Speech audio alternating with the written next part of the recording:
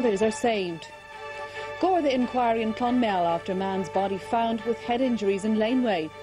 And despite 3,000 checkpoints this weekend, the death toll continues to rise.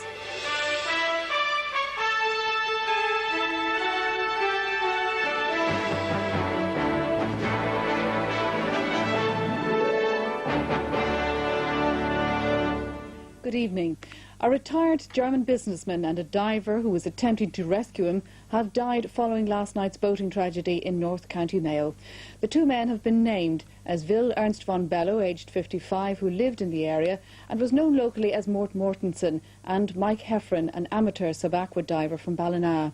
Mr Heffron was one of a group of divers and local boatmen who were attempting to rescue 4 people who were trapped in a sea cave near Belderrig harbour. The boating trip, which turned to tragedy, began here at Belderrig harbour on Mayo's rugged coastline yesterday morning. The retired German businessman was taking his neighbours around this small island to explore one of the country's biggest sea caves. But here at the mouth of the cave, disaster struck as their small curragh was battered by pounding waves. Mr Mortensen died in the foaming sea. Hours later, as a massive search operation was launched, a local subaquid diver, Mike Heffron, lost his life in the attempt to get the Murphy family to safety. I had told him that they were supposed to have been safe, and he said, "Oh yeah, we said better hurry," he said, "and get out there." That was the last we saw of him. With 2 people dead in the 300-metre deep sea cave, further rescue efforts were abandoned until Garda subaquid divers were airlifted to the scene. Early this morning, with immense daring, they braved treacherous seas to save the lives of Tony, Carmel and Emma Murphy. I think they were very, very lucky, and indeed only for the bravery of some of the Garda subaquid team who swam into this cave with waves 20 to 30 foot high. Only for that man they'll be still in there today. It took a lot of courage to what he have done.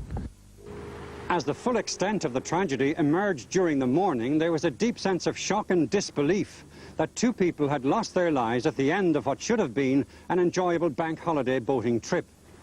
But there was, however, an immense sense of relief that a father and mother and their young daughter had been snatched to safety. It was a feeling, I don't know how to describe it, terrible silence and shock and relief. You know, relief that our young family were saved, miraculously saved. We couldn't believe it. And then that's tinged with terrible sadness at the price that we had to pay for that great miracle. As Belderrig attempts to come to terms tonight with this latest sea tragedy, rescue workers say they believe the fact that all of the Murphy family were wearing life jackets almost certainly averted what could have been a much bigger disaster. The man whose body was